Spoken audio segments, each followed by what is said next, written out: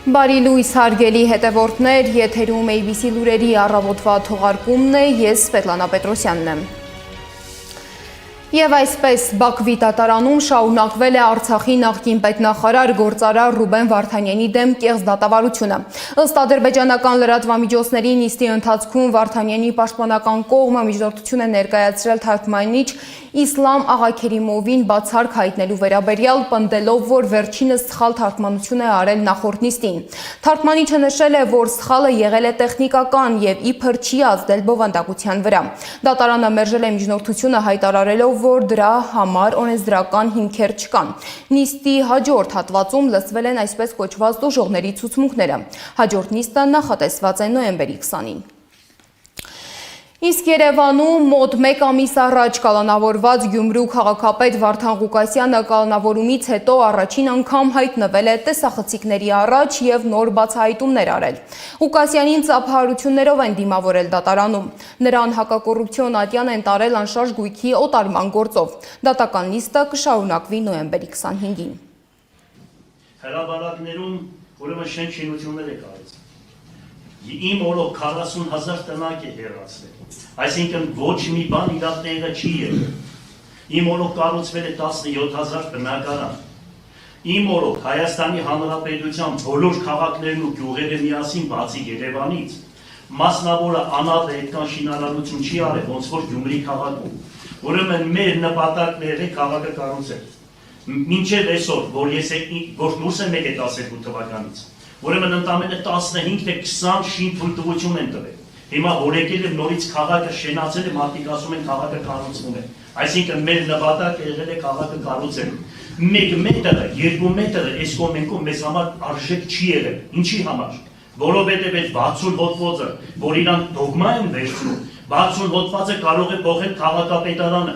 60 հոդվածի տերը քաղաքապետարանն է։ Ուրեմն հատակագծի տերը քաղաքապետարանն է եւ քաղաքապետարանը իրավունք ունի փոփոխություններ անելու։ Փաստաբան Արամայիս Հայրապետյանը անդրադառնալով Վարդան Ղուկասյանի առողջական վիճակին նշել է, որ վերջինիս ինքնազգացողությունը չի բարելավվել։ Նրա խոսքով չնայած պաշտպանական կողմի պահանջներին, արհեստական պատճառաբանություններով խոչընդոտվում է Ղուկասյանի առողջական վիճակին պատշաճ վերահսկողություն ապահովելու գործընթացը։ Վարդան Ղուկասյանը որպես համայնքապետ տեղի ունեցած պրոցեսին այնպիսի մասնակցություն, որը կարող էր ինչ-որ հետևանք առաջացնել կամ ինչ-որ իրավիճակ փոխել, չէր կարող։ Այսինքն, եթե բերում են մասնագետները կատարում են որոշակի եզրակացություն, համայնքապետը այլ որոշում կայացնելու իրավասություն չունի, եթե անգամ կայացրեց է, դա անօրինական կլինի։ Երկրորդը, որևէ վկա բոլորներ հերկեցին, որ Վարդան Ղուկասյանը որևէ հարցով որևէ մեկին դիմաց լինի։ Դուք տեսակ 4.4 քառակուսի մետր տարածքի մասին էր այսօրվա դրվագներից մեկը խոսքը։ Մի փոքր տարածք, այսինքն դա Վարդան Ղուկասյանի շահագրգռվածությունը, որը պետք է լիներ, որ օրենք խախտեր։ Եվ ամենակարևորը, Գյումրու հատակագիծը կադաստրային քարտեզի մեջ առկա տեղեկությունները հասանելի են կադաստրի կոմիտեին։ Եվ եթե կադաստրային կոմիտեն գրանցել է իրավունք, հետաբար կադաստրային կոմիտեի համար ամեն ինչ եղել է օրենքի սահմաններում։ Վարդան Ղուկասյանը իրավունք գրանցող մարմին չէ։ Եթե կադաստրային կոմիտեի գործողությունները օրինական են, ինչպես կարող է Վարդան Ղուկասյանի գործողությունները լինեն անօրինական։ Այսինքն այստեղից փաստաթղթերը քաղաքացին տալ է կադաստրային կոմիտե եւ կադաստրային կոմիտեն համեմատրելով նույն քարտեզների մեջ, որը առկա է քաղաքապետարանում, մի հատ էլ իր քարտեզների հետ համեմատել, տեսել է, որ որևէ սահմանափակում, որևէ խնդիր չկա իրավունքի գրասման։ Հետաբար այս պայմաններում քաղաքապետին ասել, թե դուք դիտավորյալ հողի կատեգորիան, որ 60 հոդվածի տակ է թաքցրել եք որևէ անձից, իմ կարծիքով ուղղակի անընդունելի է։ Իսկ Գյումրու համայնքապետին աջակցող ակցիայի ժամանակ մասնագիտական լիազորությունները կատարելիս 2 ամսով կալանավորված եւ իբր զանգվածային անկարգությունների գործով մեղադրվող փաստաբան Ռուբեն Մխիթարյանի նկատմամբ վերաքննիչ քրեական դատարանը վերացրել է խափանման միջոց կալանքը։ Մխիթարյանը ժամեր առաջ ազատ է արձակվել արդի քրեակատարողական հիմնարկից։ Նրան դիմավորել են հարազատները, ընկերները եւ մեր ձևով շարժման անդամները։ Ազատ է արձակվել նաեւ քաղաքապետ Վարդան Ղուկասյանի եղբոր թոռը Նարեկ Ղուկասյանը։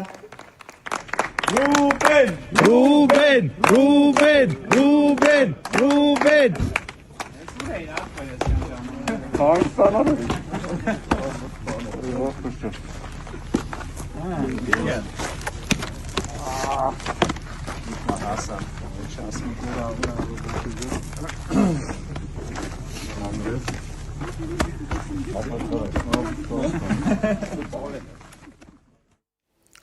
Իսկ արդեն 5 ամիս կալանավորված գործարար Սամվել Կարապետյանի կալանքը դատարանը երկարաձգել է ևս 2 ամսով։ Վաղարշապատի ավականու ընտրությանը հաջորդած հաղթանակ դաշինքի անդամների տներում իրականացված քննչական գործողությունների մասին խոսել է 10,000 ձայն հավաքած ընդդիմադիր թեկնածու Սևակ Խաչատրյանը։ Նա վստահ է, որ իշխող կուսակցությունը չի հաշտվում, որ Վաղարշապատում կա մի թիմ, որը կարող է այդքան ձայն ստանալ։ Ես պատկերացնում եմ, եթե մենք հաղթանակ տանեինք, ինձ թվում է մենք ամբողջ թիմով լինելու ենք կալանավայրերում, ամբողջ թիմով լինելու ենք բանտերում։ Ինչ-որ ընտրակաշարք առաջարկելու ընտրության ընթացքը խախտելու sense ինչ-որ քրեական գործ է, անկեղծ ասած քրեական գործին ես ինքս լավ ծանոթ չեմ, որ փաստաբաններն են զբաղվում դրանով, փաստաբանները հայտարարությամբ հանդես կգան, բայց վստահ եմ, որ զավեշտի աստիճան է լինելու ամեն ինչ, պարզապես զավեշտի։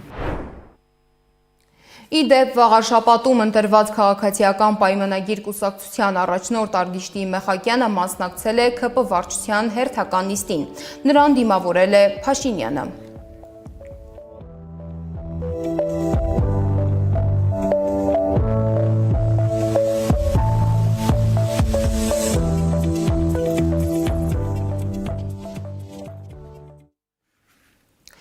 Հայաստանի գլխավոր դատախազությունը պատրաստվում է դիմել Ռուսաստանին Հայաստանի նախկին գլխավոր դատախազ Գևորգ Կոստանյանին և մարտի 1-ի գործի հետ կապված քննչական խմբի ղեկավար Վահագն Հարությունյանին արտահանձնելու համար։ 3 մարտի 1-ի թեմայով ազգային ժողովում տեղի ունեցած հանրային քննարկման ժամանակ հայտարարել է Հայաստանի գլխավոր դատախազ Աննա Վարդապետյանը։ Նրա խոսքով նախկին պաշտոնյաները մեղադրվում են 2008 թվականի մարտի 1-ից հետո պաշտոնեական դիրքի չարաշահման, ապացույցների կեղծման և գործի քննությունը խեղաթյուրելու դրվագներով։ Մարտի 1-ի գործի հետ կապված Գևորգ Կոստանյանը և քննչական խմբի ղեկավար Վահագն Հարությունյանը մեղադրվում են հետագայում պաշտոնական դիրքի չարաշահմամբ, ապացույցների կեղծման և գործի քննություն ըստ էության խեղաթյուրելու դրվագներով, դրանք բուն մարտի 1-2-ի գործողությունների հետ փոխկապակցված չեն, փոխկապակցված են հետագայում կատարված դիրքային չարաշահումների հետ։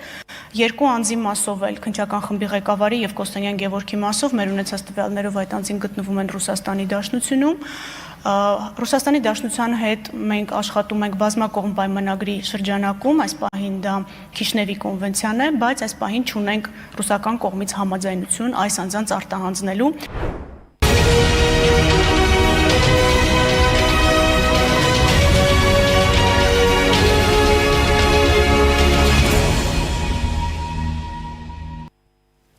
Առաջիկա 6 ամսվա ընթացքում Ադրբեջանի քաղաքացիական հասարակության ներկայացուցիչները կայցելեն Հայաստան, հայտարարել է Հարավային Կովկասի ուսումնասիրությունների կենտրոնի նախագահ Ֆարհադ Մամեդովը Բաքվում կայացած ադրբեջանա-ամերիկյան առաջին վերլուծական կենտրոնների ֆորումի ժամանակ։ Մամեդովն ընդգծել է, որ հայկական պատվիրակության այցը Ադրբեջան նախատեսված է տարեվերջին։ Իսկ այդ ընթացքում Հայաստանի և Ադրբեջանի պատվիրակությունները հանդիպել են Ստամբուլում։ Հանդիպումը Թուրքիայում կազմակերպվել է ԵՀԿ խորհրդարանական վեհաժողովի 23-րդ աշնանային նստաշրջանի շրջանակում։ Այս քննարկումն իրականացվել է Ժնևում ձեռք բերված պայմանավորվածության հիման վրա։ Բայց ազգային ժողովի հաղորդագրությունից պարզ չէ, թե կոնկրետ որ պայմանավորվածությունների շուրջ են կողմերը մտքեր փոխանակել և ինչ հաջորդ քայլերի մասին է խոսքը։ Ադրբեջանում Ֆրանսիայի նոր դեսպան Սոֆի Լագունն էլ ասել է, որ Թրամփի երթուղին Հարավային Կովկասում հարաբերությունների զարգացման գործում վճռորոշ դեր խաղալու ներուժ ունի և համապատասխանում է թե Ադրբեջանի, թե Հայաստանի շահերին։ Այս նախագիծը նաև ծառայում է մեր շահերին Եվրոպայի և Ասիայի միջև լրացուցիչ երթուղու բացման առումով, որն օգուտ կբերի բոլոր կողմերին։ Եվրոպական միության հետ մենք պատրաստ ենք աջակցել այս կապակցման օրակարգին, որը TRIP նախագիծը կապում է ավելի լայն տարածաշրջանի հետ։ Նախագծի մանրամասների վերջնական մշակումը թույլ կտա մեզ մոտ ապագայում սկսել նման համատեղ աշխատանք։ Զուգահեռ Հիկմետ Հաջիևը հրապարակել է Զանգեզուրի միջանցքի շրջանակում կառուցվող ճանապարհի կադրերը։ Այս նախագիծը ձևավորում է տարածաշրջանի ապագան, ասել է Հաջիևը։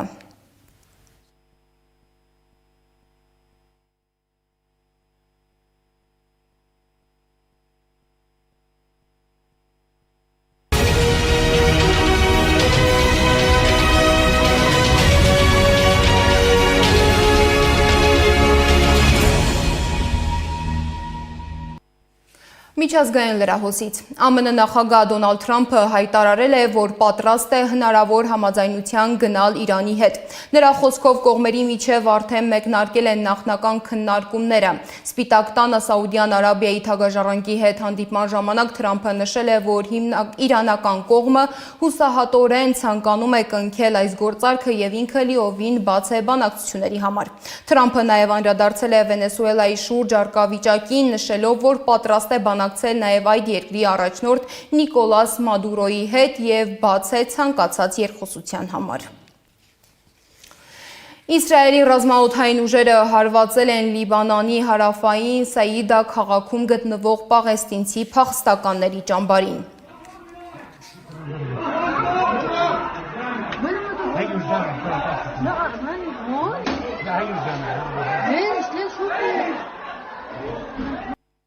Իսկ գիշերը առցանց շուկաներում նկատվել է կտրուկ տատանում։ Բիտքոյնի գինը մի պահ իջել է $90,000-ից։ Տատանումը պայմանավորված էր ներդրողների վարքագծով, նրանք սկսել էին վաճառել նախկինում բարձր եկամտաբերություն ապահովող ակտիվները, մասնավորապես կրիպտոարժույթները եւ արհեստական բանականությամբ գործունեություն ծավալած ընկերությունների բաժնետոմսերը։ Եվ վերջում եղանակի մասին։ Սպասվում է առանց ստեղումների եղանակ, այնպես որ կարող եք հանգիստ դուրս գալ, քայլել եւ վայելել աշնանային արևի ջերմությունը։ Երևանում այսօր ցերեկը սպասվում է 15-ից 17, իսկ երեկոյան 3-ից 5 աստիճան տաքություն։ Այժմի համար նախատեսել էինք այսքանը, շարունակեք հետևել մեզ YouTube-ում, Facebook-ում, Telegram-ում, Instagram-ում, TikTok-ում կամ այցելեք մեր պաշտոնական կայք www.abc1.am։ Ես Սվետլանա Պետրոսյանն եմ, շնորհակալություն ուշադրության համար։ ABC լուրերի հաջորդ թողարկումը եթերում կլինի ժամը 12-ին։